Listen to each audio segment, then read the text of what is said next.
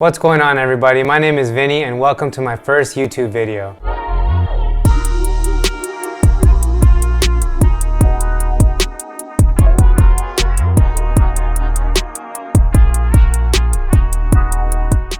In this video, I'm going to explain how to set up a business in Ontario, Canada in 2021. But before I get started, make sure to hit the subscribe button below and turn on that notification bell because I'm going to be sharing videos weekly on how to scale your online business. For those of you that don't know, I'm the founder of Helloupwrd Creative. We help online entrepreneurs and influencers with accounting, web design, and business development. We've been so successful helping startups build their presence online, we thought, why not share those tips and tricks with you? Let's get started. Step 1, you need to think of a good business name. You may have already thought of a business name when you came up with your idea, but we need to make sure that the name is unique and distinctive to avoid legal issues in Ontario. First, find out if your name is taken. You need somebody like us to run a nuanced name report, also known as the National Names Database, to search to see if the name you chose is available. We suggest coming up with 3 names so that if the first name is not available, you have a plan B and a plan C. Step 2 goes hand in hand with step 1.